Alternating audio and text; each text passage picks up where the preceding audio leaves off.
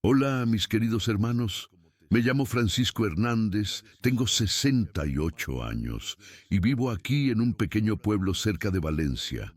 Hoy necesito contarles algo que llevo guardado en el pecho durante más de 15 años.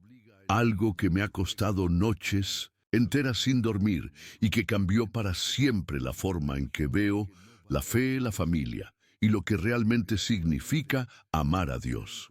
Si me acompañan hasta el final de esta historia, tal vez nunca más vean ciertas organizaciones religiosas de la misma manera.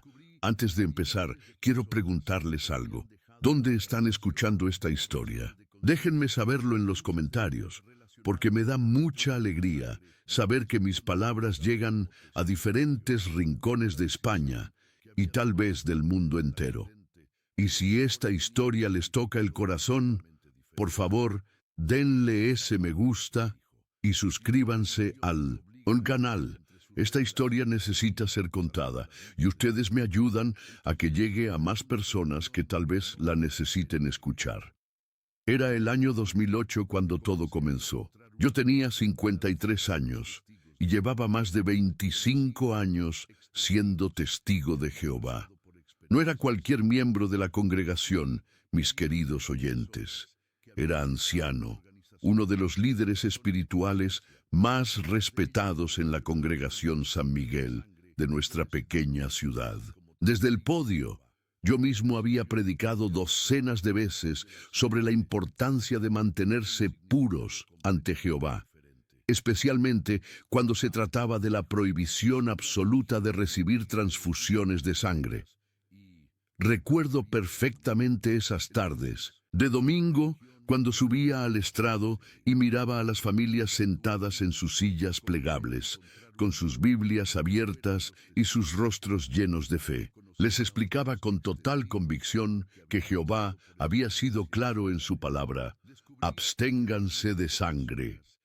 Para nosotros, los testigos de Jehová, no había discusión posible. Recibir sangre de otra persona era como cometer adulterio espiritual. Era traicionar al mismísimo Creador del universo. Durante todos esos años, yo había visitado hospitales acompañando a hermanos de la congregación que enfrentaban decisiones médicas difíciles. Siempre llevaba conmigo esa tarjeta oficial que todos los testigos portábamos. La declaración de rechazo de sangre era nuestro escudo sagrado, nuestro testimonio de fidelidad. Recuerdo especialmente el caso del hermano Miguel Sánchez, un hombre de 42 años que necesitaba una operación urgente de corazón. Los médicos insistían en que sin sangre las posibilidades de sobrevivir eran mínimas. Pero yo estuve ahí, junto a otros ancianos, fortaleciéndolo espiritualmente, recordándole que era mejor morir fiel a Jehová que vivir contaminado por sangre ajena. Miguel murió en esa mesa de operaciones. Su viuda, la hermana Carmen, lloró amargamente durante el funeral, pero todos en la congregación la consolamos diciéndole que su esposo había ganado la corona de la vida eterna, que había sido fiel hasta la muerte. En ese momento, yo estaba completamente convencido de que habíamos hecho lo correcto. Es más, me sentía orgulloso de haber ayudado a un hermano a mantener su integridad cristiana hasta el final. Mi esposa, Isabela, y yo llevábamos casados 16 años. Ella también era una testigo ejemplar. Participaba activamente en la predicación de casa en casa y siempre me apoyaba en mis responsabilidades como anciano. Teníamos 3 hijos. Carmen, de 20 años, que ya estaba bautizada y servía como pionera auxiliar. Diego, de 14 años, que mostraba mucho interés espiritual y ya participaba en la escuela del ministerio teocrático. Y nuestro pequeño Mateo, de solo 9 años, el bebé de la familia, con sus ojitos brillantes y esa sonrisa traviesa que iluminaba nuestra casa. Mateo era un niño especial, mis queridos. Siempre había sido el más curioso de mis hijos. El que hacía preguntas que a veces me costaba responder. Recuerdo una vez que me preguntó ¿Por qué Jehová prohibía el sangre si Él mismo había creado la sangre en nuestros cuerpos? Le expliqué pacientemente como buen padre y anciano que la sangre representaba la vida y que solo Jehová tenía el derecho de decidir sobre la vida y la muerte. El niño asintió, pero vi en sus ojos que seguía pensando. Siempre había sido así, mi pequeño filósofo. Nuestra vida transcurría en la rutina perfecta de cualquier familia testigo. Reuniones los martes por la noche en el Salón del Reino, reuniones los jueves para el estudio del libro de congregación, las reuniones dominicales donde yo daba mis discursos y los sábados por la mañana dedicados completamente a la predicación. Isabela y yo habíamos construido toda nuestra identidad alrededor de ser testigos de Jehová. Nuestros amigos eran de la congregación. Nuestras actividades sociales giraban en torno a las reuniones espirituales. Incluso nuestros planes de futuro estaban basados en las enseñanzas de la organización. El cuerpo de ancianos de nuestra congregación estaba formado por 5 hermanos. Además de mí, estaban el hermano Antonio Ruiz, un hombre mayor que llevaba más de 30 años sirviendo como anciano y que era respetado por su conocimiento profundo de las publicaciones de la Watchtower. El hermano José García, más joven que yo, pero muy celoso por mantener la pureza doctrinal de la congregación. El hermano Manuel López, que se encargaba principalmente de los asuntos financieros, y el hermano Carlos Fernández, que coordinaba las actividades de predicación. Todos nos llevábamos bien, compartíamos la misma visión espiritual y trabajábamos unidos para mantener a la congregación San Miguel como una de las más ejemplares del circuito. Regularmente recibíamos visitas del superintendente de circuito, quien siempre nos felicitaba por la disciplina y el orden que manteníamos. Éramos, sin duda alguna, una congregación modelo, pero la vida, mis queridos hermanos, tiene una forma peculiar de poner a prueba nuestras convicciones más profundas. Y esa prueba llegó a mi familia de la manera más inesperada, en un momento en que menos lo esperábamos, y de una forma que jamás podría haber imaginado. Era un sábado por la mañana de octubre. Recuerdo que hacía un fresco agradable, y el sol entraba por las ventanas de nuestra casa iluminando la mesa del desayuno.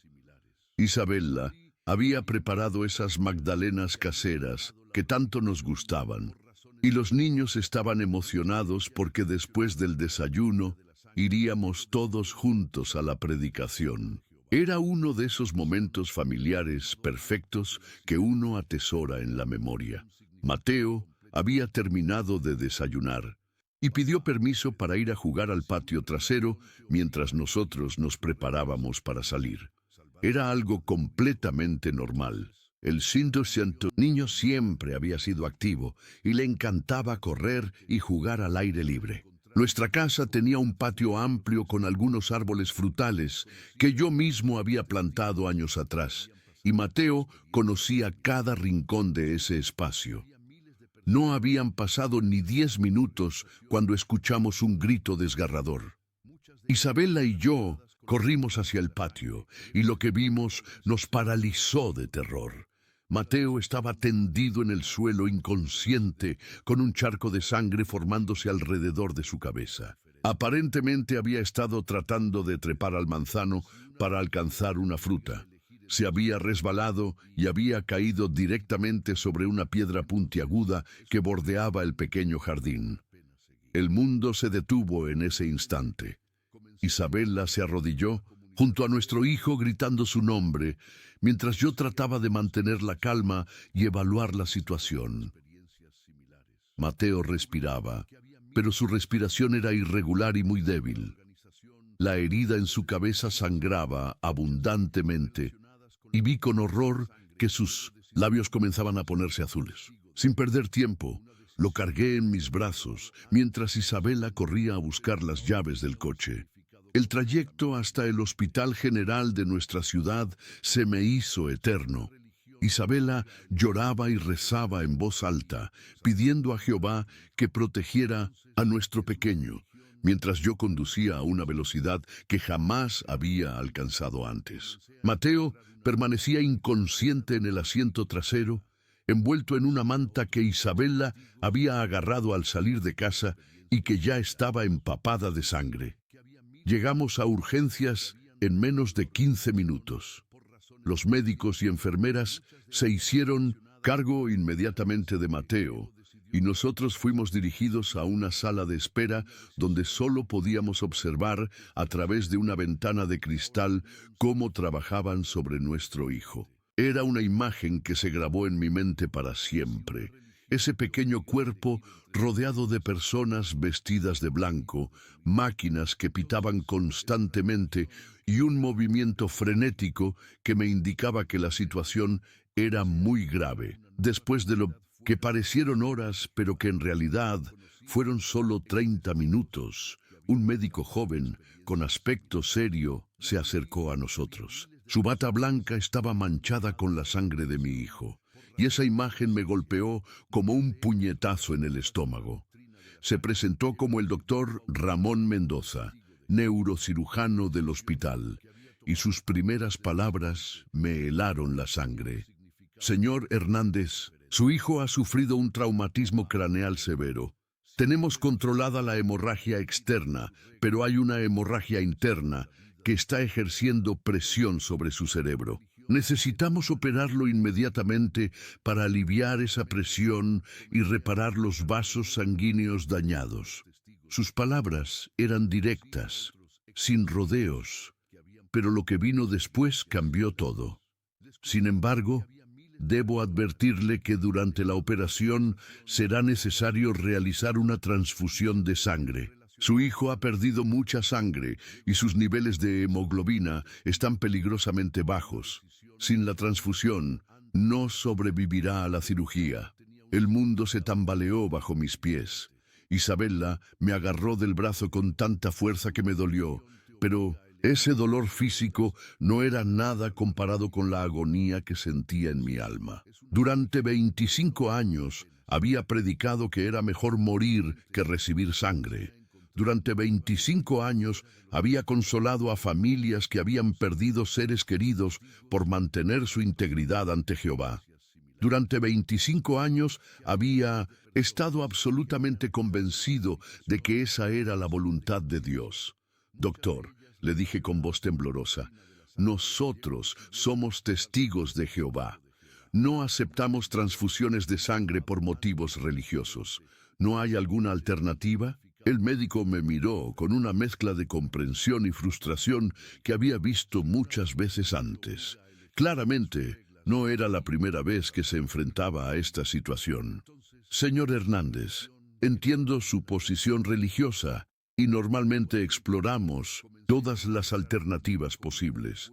Tenemos expansores de plasma, estimulantes de la producción de glóbulos rojos y otras opciones. Pero en el caso de su hijo, la pérdida de sangre ha sido demasiado severa. Estamos hablando de minutos, no de horas. Sin sangre fresca, su corazón simplemente no tendrá suficiente oxígeno para mantener funcionando sus órganos vitales durante la operación. Isabela comenzó a sollozar de una manera que jamás la había visto. Se aferró a mi camisa y me susurró entre lágrimas, Francisco, por favor, es nuestro bebé, es nuestro Mateo. Pero antes de que pudiera responder, escuché voces familiares acercándose por el pasillo del hospital. Carmen, nuestra hija mayor, había recibido mi llamada telefónica y había contactado inmediatamente a los ancianos de Minimocento, la congregación. En menos de una hora, el hermano Antonio Ruiz y el hermano José García ya estaban en el hospital, acompañados por el hermano Manuel López. Llegaron con sus Biblias bajo el brazo y esa expresión solemne que adoptaban en las situaciones más serias. Hermano Francisco, dijo el hermano Antonio mientras me abrazaba, hemos venido tan pronto como supimos. ¿Cómo está el pequeño Mateo? Le expliqué rápidamente la situación médica y cuando mencioné la necesidad de la transfusión de sangre, vi cómo sus rostros se endurecieron inmediatamente. El hermano José García, que siempre había sido el más estricto en cuanto a mantener la pureza doctrinal, fue directo al grano. Hermano Francisco, ya sabes cuál es la posición de la organización sobre este asunto. Jehová ha sido claro. Absténganse de sangre. No podemos comprometer nuestros principios, ni siquiera en circunstancias tan difíciles como esta. El hermano Manuel López sacó de su maletín una carpeta que contenía varios documentos oficiales de la Watchtower sobre el tema de las transfusiones de sangre. Hermano Francisco, me dijo, aquí tienes toda la información bíblica y médica que respalda nuestra posición. Jehová siempre provee una salida para sus siervos fieles. Debemos confiar en Él. Mientras tanto, el doctor Mendoza esperaba pacientemente nuestra decisión, pero pude ver en sus ojos la urgencia creciente. Cada minuto que pasaba era crucial para la vida de Mateo. Finalmente, se acercó a nosotros y dijo, «Señoras y señores, entiendo que esta es una decisión religiosa muy importante para ustedes, pero debo ser absolutamente claro. Cada minuto que esperamos reduce las posibilidades de supervivencia del niño. En este momento tiene aproximadamente un 85% de posibilidades de sobrevivir con la transfusión. Sin ella, las posibilidades son inferiores al 20% y están bajando rápidamente. El hermano Antonio Ruiz me puso la mano en el hombro y me dijo, con esa voz paternal que había usado tantas veces para consolar a los hermanos en momentos difíciles, «Francisco, hermano mío, sé que esto es extremadamente difícil, pero recuerda las palabras de Jesús. El que quiera salvar su alma, la perderá, pero el que pierda su alma por causa de mí, la salvará». Mateo es un niño puro, inocente. Si Jehová decide llevárselo ahora, será para protegerlo de este mundo malvado. Estará en el paraíso esperándote. Isabela estaba prácticamente histérica. Se balanceaba hacia adelante y hacia atrás mientras repetía una y otra vez, «Es mi bebé, es mi bebé, es mi bebé». Carmen trataba de consolarla, pero ella misma estaba llorando. Diego, nuestro hijo de 14 años, había llegado al hospital acompañado por algunos hermanos de la congregación, y estaba pálido como un fantasma, claramente sin entender completamente lo que estaba sucediendo. El hermano José García sacó una pequeña tarjeta plastificada de su billetera. Era la famosa tarjeta de no sangre que todos los testigos de Jehová llevábamos siempre con nosotros. La tarjeta que yo mismo había firmado años atrás, renovándola cada vez que la organización actualizaba el formato. La tarjeta que declaraba oficialmente mi rechazo absoluto a cualquier transfusión de sangre bajo cualquier circunstancia. «Hermano Francisco», dijo José mientras me mostraba la tarjeta, «tu propia firma está aquí. Has declarado públicamente tu posición ante Jehová y ante las autoridades médicas. No puedes retractarte ahora. Sería como negar tu fe». En ese momento, llegó al hospital el superintendente de circuito, el hermano Rafael Morales, un hombre de unos 60 años que había servido en esa posición durante más de 15 años y que era respetado en toda la región por su conocimiento profundo de las enseñanzas de la organización.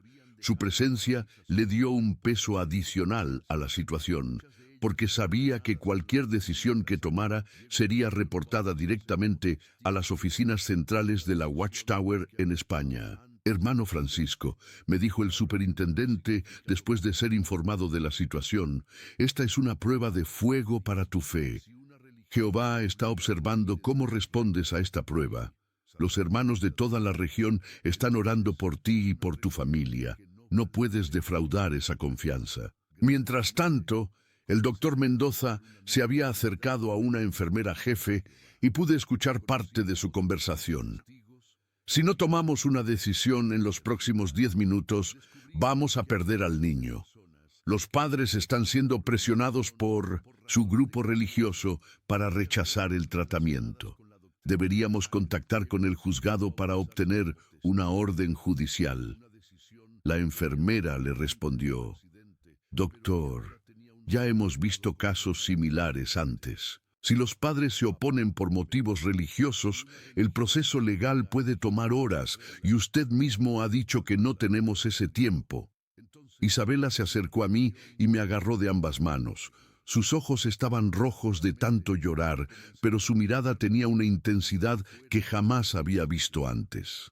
Francisco, me susurró, soy tu esposa desde hace 17 años.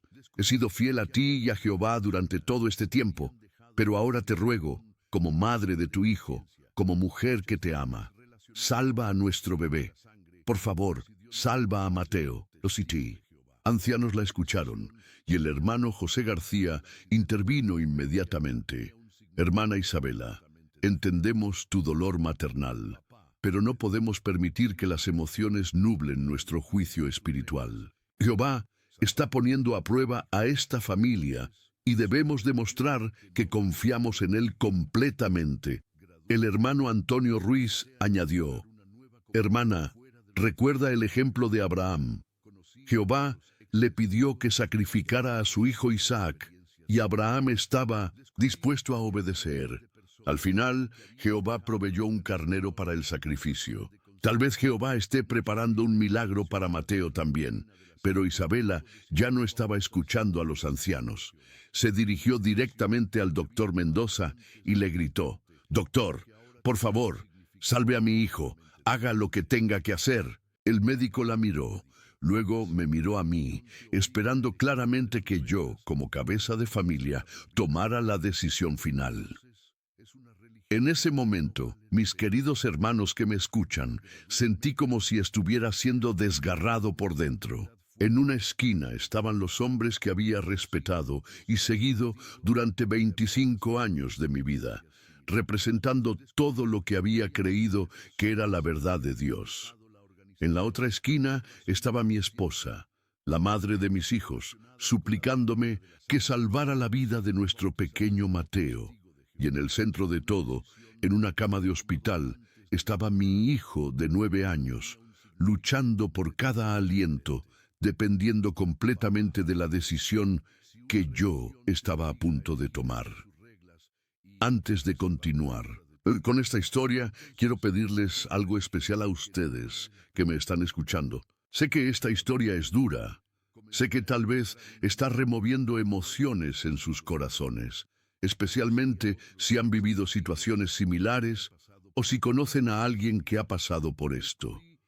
Por favor, no se vayan todavía. Necesito que escuchen el final de esta historia, porque tal vez pueda ayudar a alguien que lo necesita. Denle ese me gusta si esta historia los está tocando y suscríbanse al canal porque historias como esta necesitan ser contadas. En los comentarios, cuéntenme si ustedes o alguien que conocen ha enfrentado presiones religiosas en momentos médicos críticos. Su historia también importa y tal vez entre todos podamos ayudar a alguien más. El reloj de la pared del hospital marcaba las 4:47 de la tarde cuando el doctor Mendoza se acercó a mí por última vez. Su rostro reflejaba una mezcla de desesperación profesional y compasión humana que jamás olvidaré. Señor Hernández, me dijo con voz firme pero comprensiva, he agotado todas las alternativas médicas posibles. Los niveles de hemoglobina de su hijo han bajado a cifras críticas. Si no autorizamos la transfusión en los próximos 5 minutos, perderemos a Mateo. Esta es mi última advertencia como médico responsable de salvar vidas. Los ancianos se acercaron inmediatamente a mí, formando un círculo protector alrededor de donde yo estaba sentado. El hermano Antonio Ruiz abrió su Biblia en el libro de Hechos, capítulo 15, versículo 29, y comenzó a leer con voz solemne. que se abstengan de lo sacrificado a ídolos, y de sangre, y de lo estrangulado, y de fornicación. Si se guardan cuidadosamente de estas cosas, prosperarán. Su voz resonaba en el pasillo del hospital como si estuviera dando un discurso desde el podio del Salón del Reino. El hermano José García complementó la lectura bíblica con referencias de las publicaciones oficiales de la Watchtower. Sacó una revista Despertad, que traía un artículo titulado La sangre y la vida. ¿Por qué es tan importante para Dios? Y comenzó a leer párrafos seleccionados sobre la santidad de la sangre y la importancia de mantener la integridad cristiana aún a costa de la vida física. Hermano Francisco, me dijo José, con esa autoridad que siempre había caracterizado sus intervenciones en las reuniones de ancianos, recuerda que estamos representando a la Organización de Jehová, ante todo el personal médico de este hospital. Si cedemos ahora, estaremos enviando el mensaje equivocado sobre nuestras creencias. Otros hermanos podrían debilitarse si saben que un anciano comprometió sus principios. El superintendente de circuito, Rafael Morales, añadió un elemento que me impactó profundamente. Francisco, hermano, he llamado a las oficinas de la sucursal en Madrid. Los hermanos responsables del departamento de enlace hospitalario están monitoreando esta situación. Tu decisión será registrada oficialmente en los archivos de la organización. Si autorizas la transfusión, no solo enfrentarás consecuencias a nivel local, sino que tu caso será revisado por los hermanos responsables a nivel nacional. Esas palabras fueron como una puñalada. Durante todos mis años como testigo de Jehová, había soñado con servir en posiciones de mayor responsabilidad. Tal vez algún día en la sucursal misma, había dedicado mi vida entera a construir una reputación impecable dentro de la organización. La idea de que mi nombre fuera marcado negativamente en los archivos oficiales me aterrorizaba casi tanto como la posibilidad de perder a Mateo, Isabela. Mientras tanto, había dejado de llorar. Se había quedado sentada en una silla de plástico, azul, mirando fijamente hacia la ventana que daba al cuarto donde estaba Mateo. Había entrado en una especie de trance, como si su mente hubiera decidido desconectarse de la realidad para protegerse del dolor. De vez en cuando murmuraba oraciones en voz baja, pero ya no me suplicaba que tomara una decisión. Era como si hubiera aceptado que el destino de nuestro hijo estaba completamente en mis manos. Carmen, nuestra hija mayor, se había acercado al grupo de ancianos y había escuchado toda la conversación. Como pionera auxiliar bien entrenada en las doctrinas de la organización, ella también comenzó a reforzar la posición oficial. Papá, me dijo con una voz que trataba de sonar madura pero que temblaba de emoción. Recuerda todas las veces que nos has enseñado que la vida eterna es más importante que la vida presente. Mateo es puro, inocente. Si Jehová decide llevárselo, ahora tendrá la resurrección garantizada en el paraíso. Diego, nuestro hijo de 14 años, estaba claramente confundido por toda la situación. Se había quedado en una esquina del pasillo, observando todo, pero sin participar en las conversaciones. Pude ver en sus ojos jóvenes una mezcla de miedo, confusión y algo que me preocupó profundamente. Una mirada de duda hacia los adultos que supuestamente tenían todas las respuestas. En ese momento crítico, el doctor Mendoza tomó una decisión que cambió la dinámica de toda la situación. Se dirigió directamente a Isabela, ignorando completamente a los ancianos, y le habló con una franqueza brutal. Señora Hernández, soy padre de 2 niños pequeños. Si uno de mis hijos estuviera en la situación de Mateo, movería cielo y tierra para salvarlo. Su hijo tiene 9 años. Es demasiado joven para haber tomado una decisión religiosa consciente sobre este tema. Como madre, usted tiene el derecho legal de autorizar el tratamiento médico necesario para salvar su vida. Los ancianos reaccionaron inmediatamente a esta intervención del médico. El hermano José García se dirigió al doctor con un tono que bordeaba la agresividad. Doctor, usted no entiende nuestras creencias religiosas. Esta familia ha dedicado su vida entera a servir a Jehová. No puede presionar a la madre para que traicione sus principios sagrados. El doctor Mendoza no se intimidó. Con voz firme respondió: Señor, yo respeto profundamente las creencias religiosas de todas las personas, pero también tengo la responsabilidad profesional y ética de salvar la vida de un niño. He visto demasiados casos como este y puedo asegurarle que ningún Dios amoroso querría que un niño inocente muriera por una interpretación religiosa cuando existe un tratamiento médico disponible. Esas palabras del médico resonaron en mi mente como un eco. Ningún Dios amoroso querría que un niño inocente muriera por una interpretación religiosa. Era una frase que contradecía todo lo que había creído durante 25 años, pero que tocaba algo profundo en mi corazón de padre.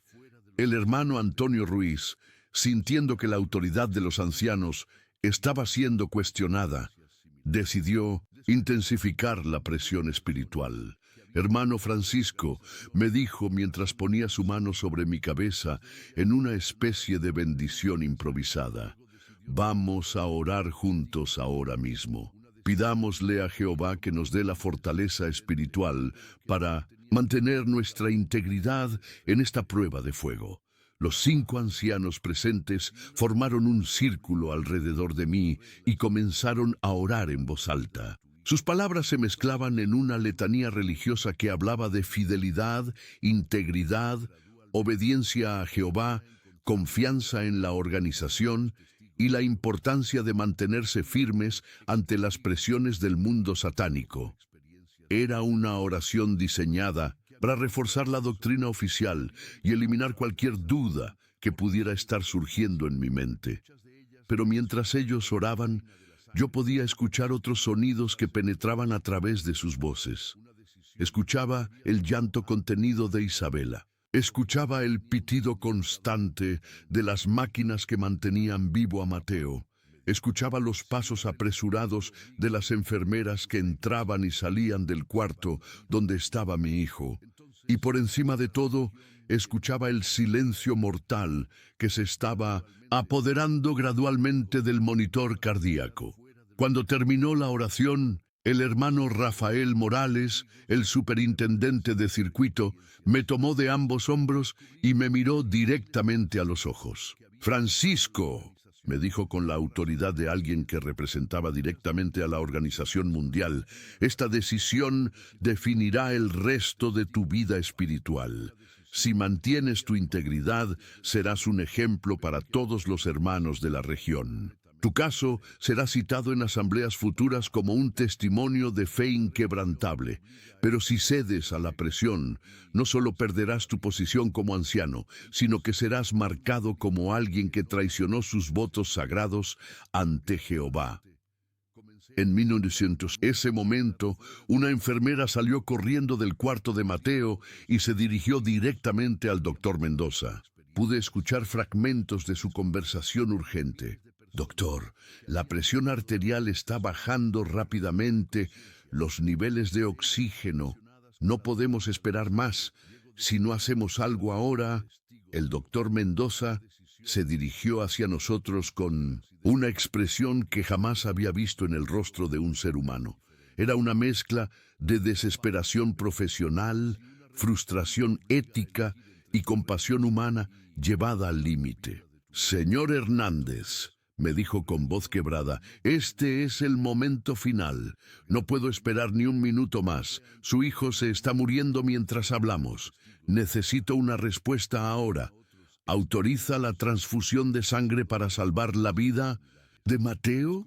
El silencio que siguió a esa pregunta fue ensordecedor. Todo el pasillo del hospital se había quedado en completo silencio. Las enfermeras habían dejado de moverse. Los ancianos habían dejado de hablar. Isabela había dejado de llorar. Incluso el ruido de fondo del hospital parecía haberse detenido. Era como si todo el universo estuviera esperando mi respuesta. Miré hacia la ventana del cuarto donde estaba Mateo y pude ver su pequeño cuerpo conectado a múltiples máquinas. Su rostro, normalmente bronceado por las tardes, jugando en el patio, ahora estaba pálido como el papel. Sus labios, que siempre estaban curvados en esa sonrisa traviesa que tanto me gustaba, ahora estaban azules y secos. Sus manitas, que siempre estaban en movimiento explorando el mundo, ahora yacían inmóviles sobre las sábanas blancas del hospital. En ese momento, mis queridos hermanos, ocurrió algo que cambió todo para siempre. Mateo abrió los ojos. Solo por un segundo, solo un momento breve, pero los abrió y me miró directamente a través de esa ventana. No dijo nada, no podía hablar con todos esos tubos en su garganta, pero sus ojitos me transmitieron un mensaje que penetró hasta lo más profundo de mi alma. Papá, ayúdame. Fue en ese instante cuando toda la estructura de creencias que había construido durante 25 años, se desplomó como un castillo de naipes. No importaban las doctrinas, no importaban las publicaciones de la Watchtower, no importaban las amenazas de expulsión o las promesas de recompensas espirituales. Solo importaba una cosa: mi hijo me necesitaba y yo tenía el poder de salvarlo. Me levanté de la silla donde había estado sentado durante esas horas terribles, caminé directamente hacia el doctor Mendoza, lo miré a los ojos y le dije con una voz que no reconocí como mía: «Doctor, haga todo lo que sea necesario para salvar a mi hijo. Autorizo la transfusión de sangre». La reacción a mis palabras fue inmediata y devastadora. El hermano José García se puso de pie tan bruscamente que tiró la silla donde había estado sentado. Su rostro se había puesto completamente rojo de la ira, y sus ojos me miraban con una mezcla de shock y repulsión que jamás había visto dirigida hacia mí. «Francisco», gritó con una voz que resonó por todo el pasillo del hospital. «¿Te das cuenta de lo que acabas de hacer? Acabas de traicionar a Jehová. Acabas de condenar el alma de tu propio hijo». El hermano Antonio Ruiz, quien siempre había sido como un padre espiritual para mí, se acercó con lágrimas en los ojos. No eran lágrimas de compasión, sino de desilusión profunda.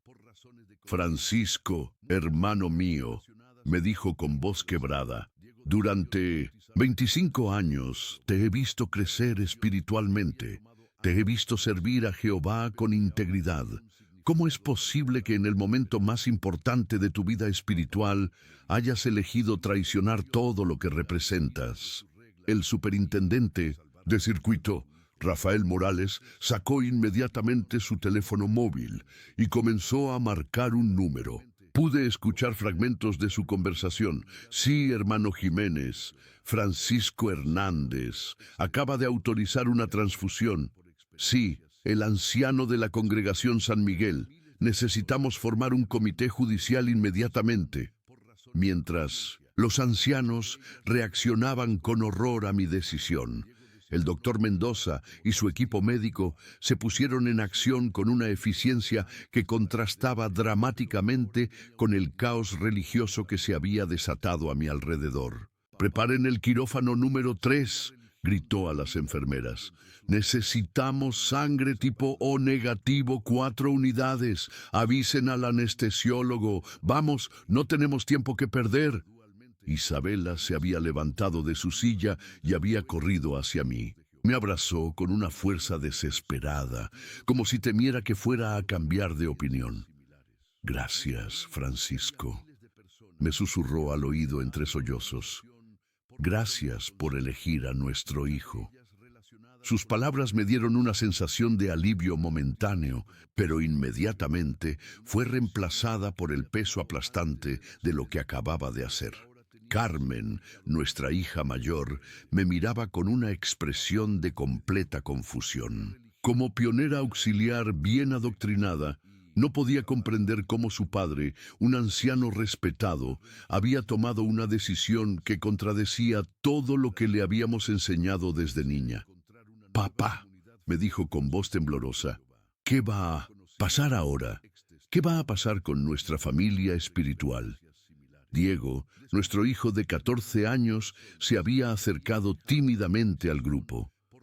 Pude ver en sus ojos jóvenes una mezcla de alivio por su hermano menor y confusión por la reacción de los ancianos. Era demasiado joven para entender completamente las implicaciones religiosas de mi decisión, pero lo suficientemente maduro para darse cuenta de que algo fundamental había cambiado en nuestra familia para siempre.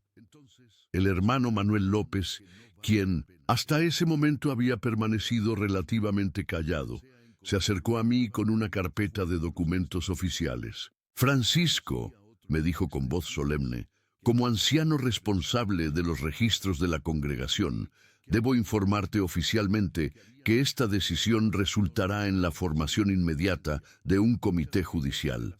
Según las directrices de la organización, aceptar una transfusión de sangre constituye desasociación automática por apostasía. Esas palabras golpearon mi mente como un martillo. Desasociación automática.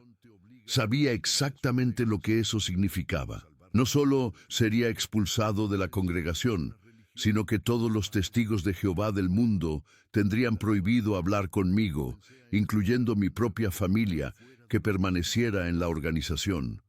Sería tratado como si estuviera muerto, como si nunca hubiera existido.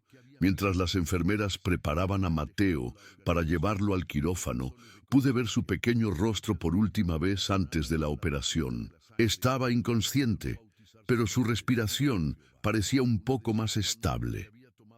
Las máquinas que monitoreaban sus signos vitales mostraban números que el personal médico parecía encontrar esperanzadores. Por primera vez en horas, sentí una chispa de esperanza real de que mi hijo podría sobrevivir. El doctor Mendoza se acercó a mí antes de entrar al quirófano. Señor Hernández, me dijo, quiero que sepa que ha tomado la decisión correcta. He visto demasiados casos donde la ideología religiosa ha resultado en tragedias innecesarias. Su hijo tiene excelentes posibilidades de recuperación completa gracias a su decisión valiente. Valiente. Esa palabra resonó en mi mente de una manera extraña. Durante 25 años había creído que la valentía espiritual consistía en mantener la integridad doctrinal sin importar las consecuencias. Ahora un médico me estaba diciendo que la verdadera valentía había sido contradecir esas mismas doctrinas para salvar la vida de mi hijo. Los ancianos se habían reagrupado en una esquina del pasillo y estaban manteniendo una conversación intensa en voz baja. Pude escuchar fragmentos de sus comentarios. Es una situación sin precedentes. Un anciano que autoriza sangre, el ejemplo negativo para la congregación. Las repercusiones a nivel de circuito. La necesidad de actuar rápidamente para proteger la pureza de la organización. El hermano José García se separó del grupo y se acercó a Isabela. Hermana Isabela, le dijo con esa voz autoritaria que usaba cuando corregía a los hermanos. En las reuniones, usted todavía tiene la oportunidad de distanciarse de la decisión de su esposo. Puede declarar públicamente que no estuvo de acuerdo con autorizar la transfusión, que fue presionada por las circunstancias. Esto podría proteger su posición espiritual dentro de la congregación. Isabela lo miró con una expresión que jamás había visto en ella. Era una mezcla de indignación, desprecio y una nueva fortaleza que parecía haber surgido de las profundidades de su alma maternal. Hermano José, le respondió con voz firme, mi esposo acaba de salvar la vida de mi hijo. No voy a distanciarme de esa decisión. Si eso significa que también seré expulsada, que así sea. Esas palabras de Isabella me llenaron de una emoción indescriptible. Después de 17 años de matrimonio, acababa de descubrir una faceta de mi esposa que no conocía. Bajo toda esa sumisión organizacional que habíamos cultivado durante años, había una mujer con convicciones propias, capaz de tomar decisiones valientes cuando se trataba de proteger a sus hijos. Carmen, al escuchar la respuesta de su madre, se quebró emocionalmente. Comenzó a llorar de una manera desconsolada mientras repetía: ¿qué va a pasar con nosotros? ¿Qué va a pasar con nuestra familia? ¿Cómo vamos a explicar esto a los hermanos de la congregación? El hermano Antonio Ruiz se acercó a Carmen y la consoló con el mismo tono paternal que había usado conmigo tantas veces. Hija, le dijo, tus padres han tomado decisiones que tendrán consecuencias espirituales graves, pero tú eres mayor de edad, estás bautizada y puedes elegir mantener tu integridad ante Jehová. No tienes que seguir el ejemplo negativo de tus padres. Esas palabras me golpearon como una bofetada. Me di cuenta de que los ancianos no solo me estaban expulsando a mí, sino que estaban tratando activamente de separar a mi familia, de convencer a mis hijos de que se distanciaran de Isabella y de mí para proteger su posición dentro de la organización. Diego se acercó a mí con una expresión de confusión total. «Papá», me preguntó con voz temblorosa, «los hermanos van a dejar de hablarnos. Ya no vamos a poder ir al salón del reino. ¿Qué va a pasar con nuestros amigos de la congregación?»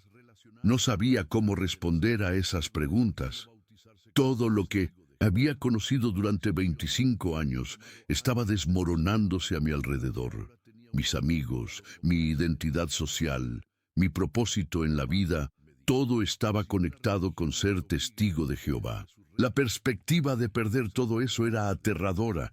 Pero cada vez que pensaba en retractarme, veía la imagen de Mateo conectado a esas máquinas, luchando por su vida. Una enfermera se acercó a nosotros con noticias del quirófano. «La operación ha comenzado», nos informó. «El doctor Mendoza dice que todo está procediendo según lo planeado. La transfusión ha estabilizado los signos vitales del niño y ahora pueden proceder con la cirugía para reparar la hemorragia interna». Al escuchar esas palabras, sentí una mezcla de alivio y confirmación.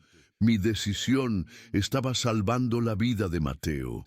Sin importar las consecuencias religiosas que enfrentaría, había hecho lo correcto como padre. El hermano Rafael Morales terminó su llamada telefónica y se acercó al grupo. «He recibido instrucciones directas de la sucursal», anunció con voz solemne. «Francisco Hernández debe ser notificado oficialmente de que está desasociado de la Organización de los Testigos de Jehová. Efectivo inmediatamente. Su caso será usado como advertencia para otros hermanos sobre las consecuencias de comprometer la integridad cristiana». Esas palabras oficiales marcaron el final de mi vida como testigo de Jehová. 25 años de servicio, miles de horas de predicación, cientos de discursos desde el podio, docenas de estudios bíblicos dirigidos.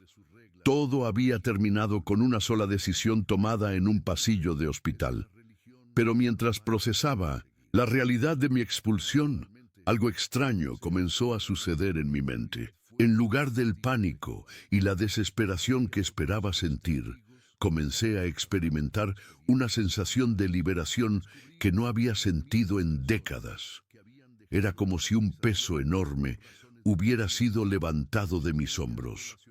Por primera vez en 25 años, había tomado una decisión basada en mi propia conciencia, en mi propio amor paternal, en lugar de en las directrices de una organización. Y esa decisión había salvado la vida de mi hijo. La operación de Mateo duró 4 horas y 37 minutos. Fueron las horas más largas de mi vida, pero también las más reveladoras. Mientras esperaba en esa sala de hospital, rodeado del rechazo silencioso de los ancianos, que gradualmente se fueron retirando uno por uno, Comencé a reflexionar sobre los 25 años que había dedicado a la organización de los testigos de Jehová. Recordé todas las veces que había visitado hospitales como anciano, consolando a familias que enfrentaban decisiones similares a la mía.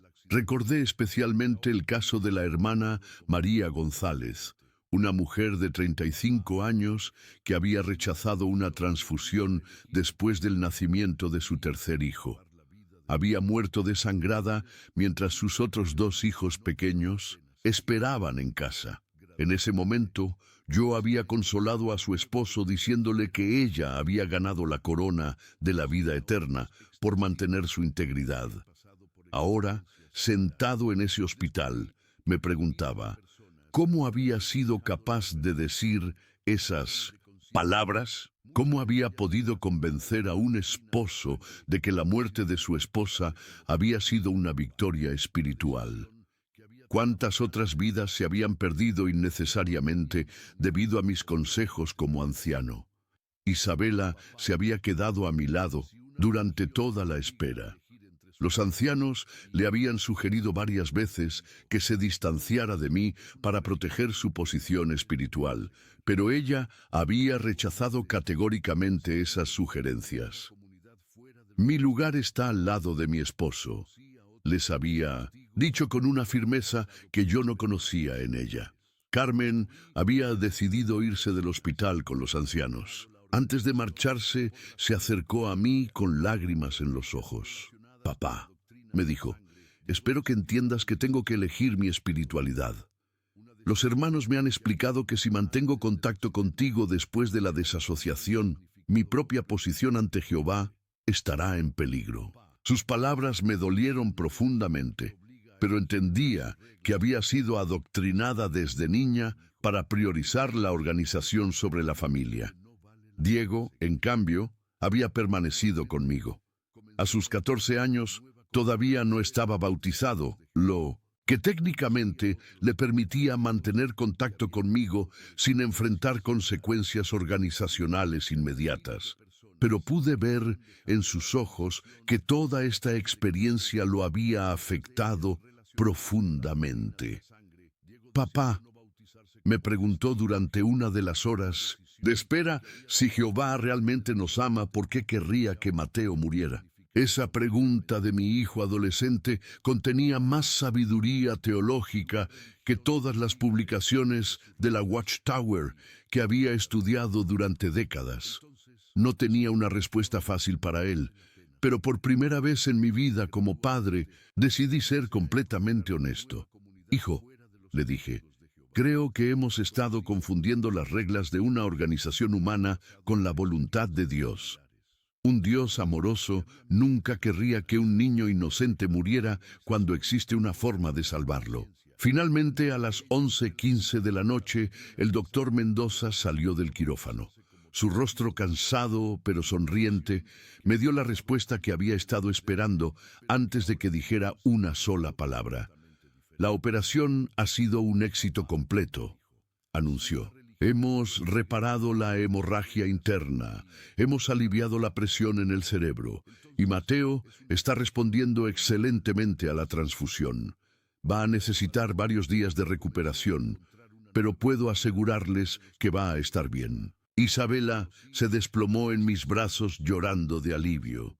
Diego abrazó al doctor Mendoza como si fuera un héroe, y yo, por primera vez en meses, sentí que podía respirar completamente. Mi hijo iba a vivir. Mi decisión había sido la correcta. Doctor, le pregunté, ¿habría sobrevivido sin la transfusión? Su respuesta fue directa y devastadora. Señor Hernández, sin la transfusión, su hijo habría muerto en la mesa de operaciones. La pérdida de sangre había sido demasiado severa. No habría habido ninguna posibilidad de supervivencia. Esas palabras confirmaron algo que había comenzado a sospechar durante las horas de espera. La doctrina de los testigos de Jehová sobre las transfusiones de sangre no era solo incorrecta, era literalmente mortal. ¿Cuántos testigos habían muerto innecesariamente? ¿Cuántos niños como Mateo habían perdido sus vidas porque sus padres habían seguido ciegamente las directrices organizacionales? Los días siguientes fueron un torbellino emocional.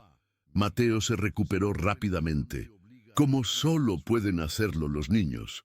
En menos de una semana ya estaba sentado en la cama del hospital, preguntando cuándo podría volver a casa para jugar en el patio. Su recuperación completa fue un milagro médico que solo fue posible gracias a la transfusión de sangre que había autorizado. Pero mientras mi hijo se recuperaba físicamente, mi familia se desintegraba espiritualmente. La noticia de mi desasociación se había extendido rápidamente por toda la congregación y el circuito. Los hermanos, que habían sido mis amigos durante décadas, ahora me evitaban en la calle. Si nos cruzábamos por casualidad, literalmente volteaban la cara hacia otro lado como si yo fuera invisible. Carmen había decidido mudarse temporalmente con una familia de la congregación para evitar cualquier contaminación espiritual por vivir en la misma casa que un desasociado. Esa decisión fue particularmente dolorosa porque Isabela y yo habíamos criado a Carmen para que fuera independiente y pensara por sí misma, solo para descubrir que la organización había sido más efectiva en moldear su mente que nosotros, como padres. Mi trabajo también se vio afectado. Trabajaba como supervisor en una empresa de construcción donde varios de mis empleados eran testigos de Jehová. Después de mi desasociación, el ambiente laboral se volvió extremadamente tenso. Aunque no podían despedirme legalmente por motivos religiosos, comenzaron a hacer mi vida profesional muy difícil. Pero la pérdida más profunda fue la de mi identidad. Durante 25 años había sido el hermano Francisco, anciano respetado, estudiante diligente de las publicaciones de la Watchtower, predicador celoso de casa en casa. Toda mi rutina, mis amistades, mis actividades, mi propósito en la vida, todo había estado conectado con ser testigo de Jehová. Ahora era simplemente Francisco Hernández, un hombre de 53 años que había salvado la vida de su hijo, pero había perdido todo lo demás que había considerado importante en su vida. Sin embargo, algo extraordinario comenzó a suceder durante esas semanas difíciles. Comencé a leer la Biblia sin las publicaciones de la Watchtower por primera vez en décadas. Sin los filtros organizacionales, descubrí versículos que había leído cientos de veces, pero que nunca había realmente comprendido. Jesús dijo, «El sábado fue hecho para el hombre, y no el hombre para el sábado». Si Jesús había puesto las necesidades humanas por encima de las reglas religiosas, no aplicaría el mismo principio a la cuestión de la sangre. ¿No sería más importante salvar una vida que mantener una regla interpretativa? También comencé a investigar la historia de los testigos de Jehová de manera independiente por primera vez. Descubrí que la prohibición de las transfusiones de sangre no había sido establecida hasta 1945, más de 60 años después de que comenzara la organización. Descubrí que hubo cambios en la doctrina a lo largo de los años, que componentes de la sangre que antes estaban prohibidos ahora estaban permitidos y que toda la doctrina estaba basada en interpretaciones humanas de textos bíblicos, no en mandamientos claros y directos. Más impactante aún, descubrí que existían documentos internos de la organización que reconocían que la doctrina de la sangre había resultado en muertes innecesarias, pero que habían decidido mantenerla por razones de imagen organizacional y control sobre los miembros. Isabela también comenzó su propio proceso de despertar espiritual. Francisco, me dijo una noche mientras Mateo dormía tranquilamente en su propia cama después de haber regresado del hospital. Durante todos estos años pensé que estaba sirviendo a Dios, pero ahora me doy cuenta de que estaba sirviendo a una organización que se interpone entre Dios y las personas. Diego decidió no bautizarse como testigo de Jehová, una decisión que había tomado antes del accidente, pero que ahora tenía un significado completamente diferente. Papá, me dijo, si una religión te obliga a elegir entre sus reglas y salvar la vida de tu hijo, entonces es una religión que no vale la pena seguir. Gradualmente, comencé a encontrar una nueva comunidad fuera de los testigos de Jehová. Conocí a otros ex-testigos que habían pasado por experiencias similares. Descubrí que había miles de personas que habían dejado la organización por razones de conciencia, muchas de ellas relacionadas con la doctrina de la sangre y otros problemas doctrinales y éticos. También comencé a asistir a una iglesia cristiana local, donde el pastor me recibió con los brazos abiertos cuando le conté mi historia. Francisco, me dijo, has hecho exactamente lo que Jesús habría hecho. Has elegido la compasión sobre las reglas, el amor sobre la tradición, la vida sobre la doctrina. Hoy, 15 años después de esos eventos que cambiaron mi vida para siempre, puedo decir con certeza que tomar esa decisión en el hospital fue lo mejor que he hecho en mi vida. Mateo ahora tiene 24 años, es ingeniero civil, está casado y me ha dado 2 nietos hermosos. Cada vez que los veo jugar en mi patio, recuerdo lo cerca que estuve de perder todo eso por seguir ciegamente las reglas de una organización. Carmen eventualmente también dejó a los testigos de Jehová cuando tuvo su propia crisis de fe a los 28 años. Nos reconciliamos y ahora tenemos una relación más honesta y profunda que nunca antes. Diego nunca se unió a ninguna religión organizada, pero desarrolló una fe personal sólida basada en el amor y la compasión. Isabela y yo hemos encontrado una felicidad y una paz que nunca tuvimos como testigos de Jehová. Nuestra fe es más fuerte que nunca, pero ahora es una fe libre, no controlada por hombres que se hacen pasar por representantes de Dios en la tierra. Para ustedes que me han escuchado hasta aquí, especialmente si han tenido experiencias similares con organizaciones religiosas controladoras, quiero que sepan que no están solos. La decisión de poner la vida y el bienestar de sus seres queridos por encima de las reglas organizacionales nunca está mal. Un Dios amoroso nunca les pediría que sacrifiquen a sus hijos en el altar de la conformidad religiosa. Si esta historia los ha tocado de alguna manera, por favor compártanla.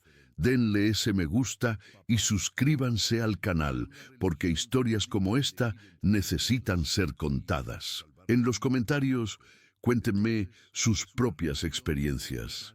¿Han enfrentado presiones religiosas en momentos críticos? ¿Han tenido que elegir entre las reglas de una organización y su propia conciencia? Sus historias también importan, y juntos podemos ayudar a otros que están enfrentando decisiones similares. La verdad es que salvar la vida de mi hijo no solo lo salvó a él, me salvó a mí. Me liberó de una prisión espiritual en la que había vivido durante 25 años sin darme cuenta. Hoy soy más libre, más feliz y más cerca de Dios de lo que jamás fui como testigo de Jehová. Y Mateo, mi pequeño Mateo que ahora es un hombre adulto, me dice frecuentemente: papá, gracias por elegir salvarme en lugar de seguir las reglas de una secta. Esas palabras hacen que todo el dolor y la pérdida que experimenté hayan valido completamente la pena. Gracias por acompañarme en esta jornada dolorosa pero necesaria. Que Dios los bendiga a todos y recuerden, el amor verdadero siempre debe triunfar sobre las reglas humanas.